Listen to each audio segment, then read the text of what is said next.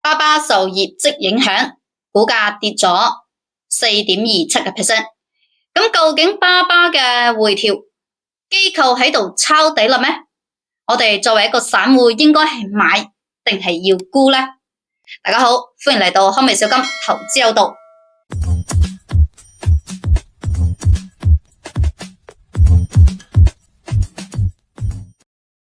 我哋一齊去睇下星期五巴巴嘅走勢先。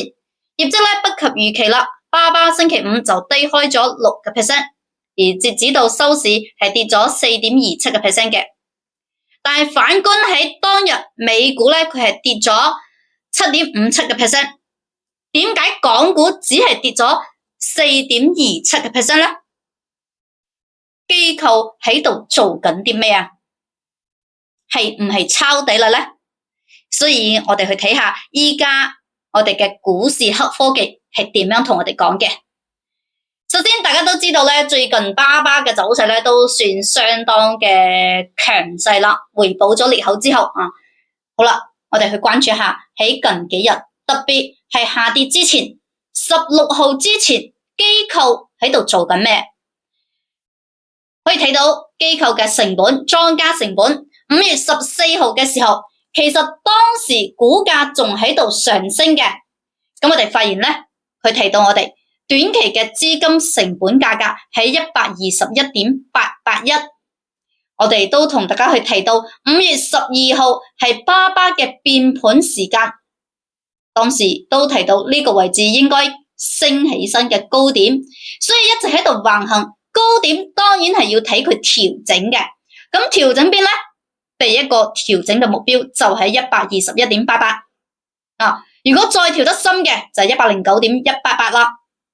咁我哋再發現喺5月嘅15號再次提到我哋莊家成本係122莊家成本已經係122啦。於是乎喺5月16號其實係5月15號晚上7點半就開始公布業績啦。業績不及預期，所以16號直接低開嘅。可以發現到一個咩問題呢？就係佢嘅最低價5月16號一開始低開嘅情況之下，開始開到121，最低價行到120.3，但係收翻到咗123.4。原因就係佢嘅機構成本係122蚊呢一個位置，試問一下大家係唔係就係佢嘅支持位置啊？點解低開咗之後仲可以收翻些少呢？雖然唔係話整一個裂口已經收翻上去啦，但係都可以行出咗一個低開高收嘅假陽燭呢。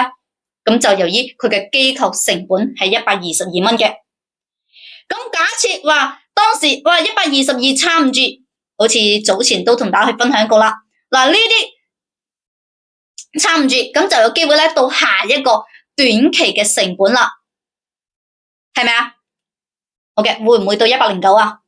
嗱，我哋去回顧下喺之前同大家去分享過嘅，例如當時3月28號同我哋去提到嘅機構成本一個喺103.339。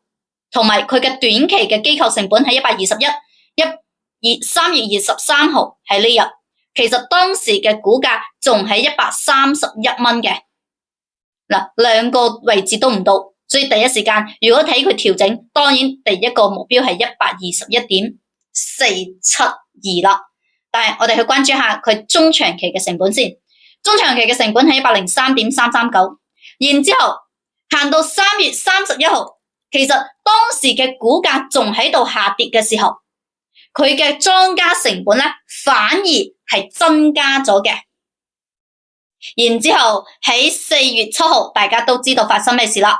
呢日大跌咗18%，由於關稅嘅問題，咁佢莊家成本又加到咗104.876啦。點解啊？咁就係由於喺下跌嘅過程當中，機構不斷喺度進行到吸籌，所以佢嘅機構成本先會繼續嘅增加。巴巴嘅機構痕跡已經躍躍紙上啦，所以巴巴嘅利潤點樣去補足呢？首先去發現機構嘅鎖倉，機構嘅級籌再度拉升。咁當時就係由於佢喺呢啲位置進行咗級籌鎖倉之後，先會有呢一段時間嘅回升。先後我哋留意到啦，佢係機構成本係104，當時盤中跌到咗95.7， 4月9號嘅時候最低位見到95.7，但係收翻到咗103嘅，因為佢嘅機構成本就喺104啦，或者係話105附近。依家明白未啊？機構喺度進行到級籌啊，包括4月9號之後關注佢嘅機構成本已經行到咗105啦。從4月7號啊，4月7號、4月8號、4月9號已經行到105啦。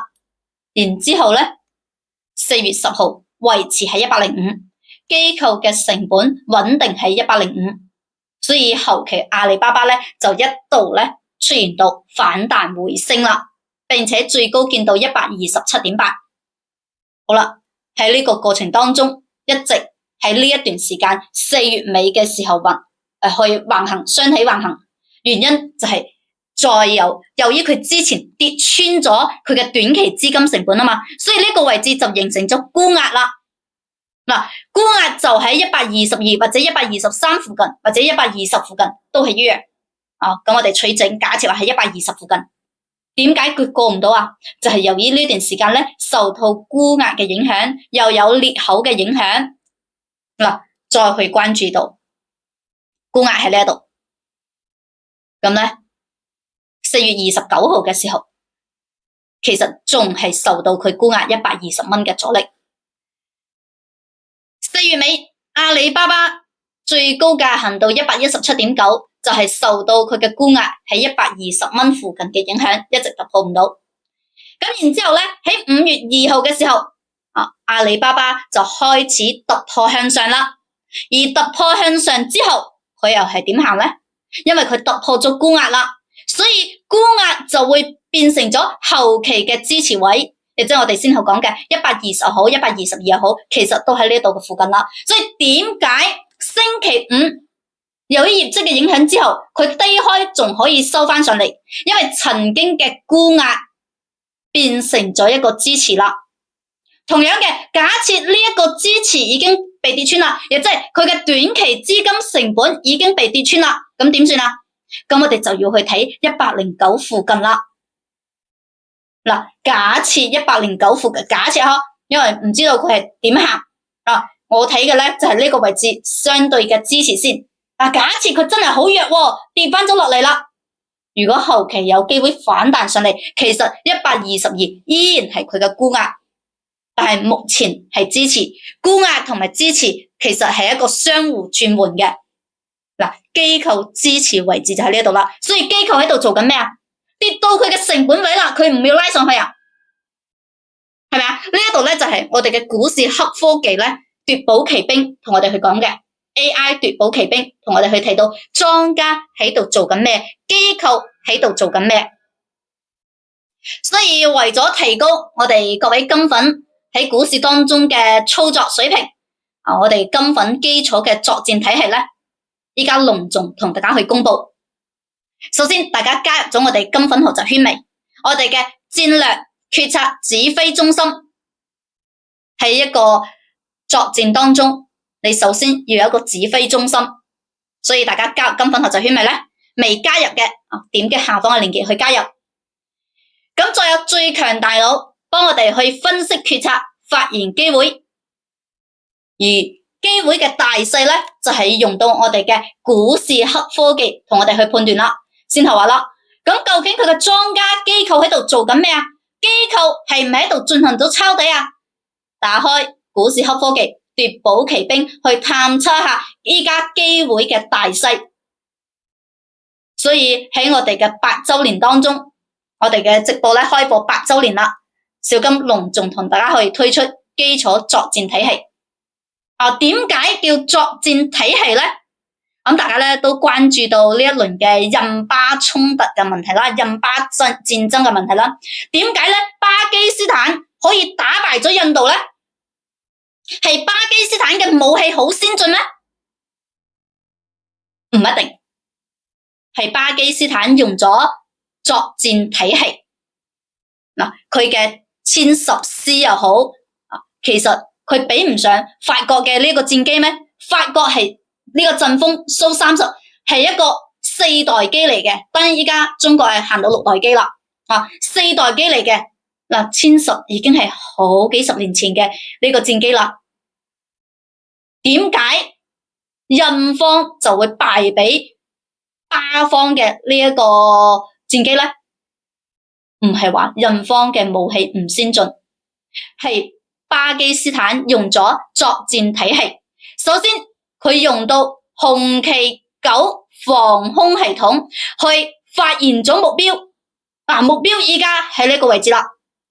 經過咗整一個數據嘅傳送之後，因為佢採用嘅整一套都係中國嘅，中國從佢打造咗呢一次嘅體系化嘅作戰啦。所以佢將啲數據傳送翻佢嘅防空系統入邊，好啦，防空系統將數據共享，然之後去派出殲10去發射呢個導彈，喺呢個過程當中先可以取得勝利。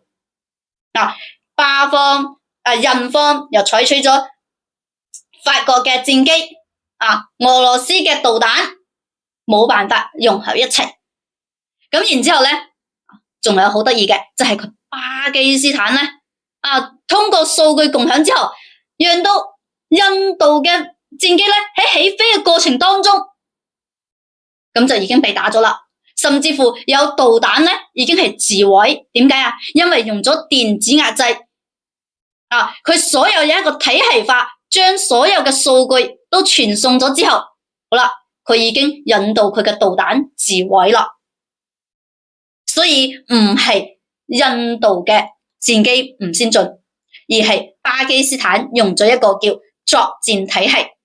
所以我哋各位金粉朋友，我哋點解喺8週年嘅時間同大家去公布我哋金粉基礎嘅作戰體系先，打實基礎，從我哋嘅指揮中心將數據全部嘅共享，然之後通過我哋嘅最強大腦，然之後股市黑科技同我哋去探測機會嘅大小。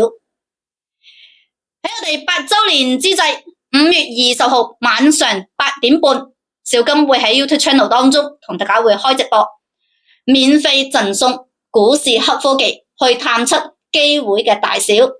所以大家記得去訂閱我哋嘅 channel， 我哋5月20號晚上8點半直播，再同大家去講解點樣可以免費去獲得。O 唔 OK 啊？OK 嘅，同小金去覆翻個888。嗱，我哋再去關注一下呢個股市黑科技，當時喺小米當中嘅驗證啦。喺小米佢嘅驗證係點樣咧？當時小米就一度出現咗下跌，都係由於關稅嘅問題，一日跌咗20%，最低位都見到36蚊啦。但係點解又可以翻到53蚊咧？就係佢嘅莊家成本喺38，當時喺38跌到36，立即反彈上嚟，莊家唔可以俾自己輸錢啊嘛，係咪啊？後期咧就一路回升啦，並且咧仲可以關注當時點解喺呢個位置，我記得都喺4月尾嘅時候橫行，由於佢嘅沽壓喺48蚊。嗱，我哋再去關注一下近期小米嘅變化喎。例如喺5月9號嘅時候，我哋睇下喺5月9號呢一支竹啦，呢一支竹提到我哋當時嘅短期資金成本喺48.777，然之後5月12號當日盤中跌得好深嘅時候，機構成本喺48.84，然之後5月14號喺48.885，大家知唔知道5月13號佢嘅最低位見到幾多咧？最低位5月13號最低位已經見到咗48.2啦，收到48.6。點解啊？點解喺呢個位置就開始止跌啦？雖然回升嘅力度唔係好大，因為佢嘅資金成本喺48蚊啦，明白未啊？機構嘅成本喺48蚊啦。如果再結合到我哋同大家去分享嘅呢一個時間變盤圖譜，你都跌到呢一個位置，跌到48蚊啦，又係一個變盤嘅低點，你唔知道喺呢個位置應該適當咁去建倉咩？係咪啊？所以究竟下一步又點睇呢？我哋都同大家去更新咗小米嘅變盤圖譜，16號係一個變盤時間，咁再有下一個變盤時間係27號，大家可以繼續去研究下小米嘅走勢啦。好嘅，記得咧，我哋5月20號晚上8點半直播，再同大家去分享股市黑科技點樣免費獲得。多謝大家，我哋下期再見。